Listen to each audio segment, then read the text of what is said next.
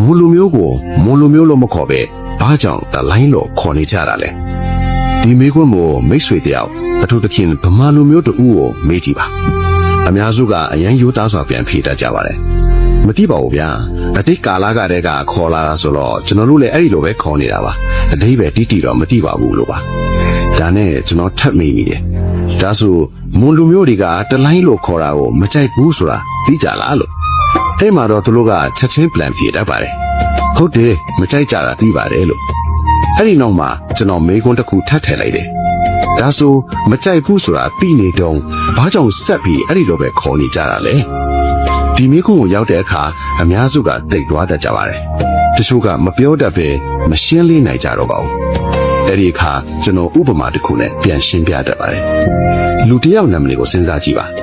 မောင်မြဆိုတဲ့လူတစ်ယောက်ရှိတယ်ဆိုရင်သူ့နာမည်ကိုမောင်မြလို့ပြောင်းခေါ်ရမလားမောင်ဘကိုမောင်အလာလို့ခေါ်ရင်ရမလားမေးလိုက်ရင်လူတိုင်းကခေါင်းခါကြပါတယ်မရပါဘူးဗျာသူ့နာမည်အတိုင်းပဲလေးလေးစားစားခေါ်ရမှာပေါ့လို့ဟုတ်ပါတယ်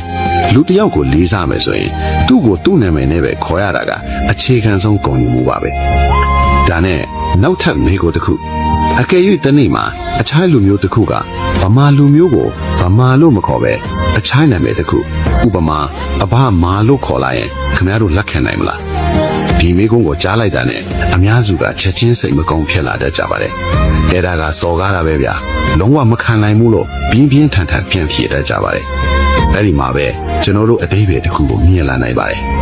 ကိုမကြိုက်တဲ့အရာကိုအခြားသူကိုမလုပ်သင့်ဘူးဆိုတဲ့ရိုးရှင်းသောလူကြီးလိုပါဒါကြောင့်မွန်လူမျိုးဆိုတာသူတို့ရဲ့ကိုယ်ပိုင်အမည်သူတို့ရဲ့အထောက်အထံသူတို့ရဲ့ဂုဏ်ယူမှုပါအဲ့ဒီအမည်ကိုလေးစားပြီးခေါ်ပေးတာကတစ်ဖက်လူကိုဂုဏ်ပြုတာနားလဲမှုရှိတာအတူတကွနေထိုင်မှုအခြေခံကြတဲ့အပြုအမူတစ်ခုပဲဖြစ်ပါတယ်နောက်ဆုံးအနေနဲ့ကျွန်တော်ပြောချင်တာကရိုးရှင်းပါတယ်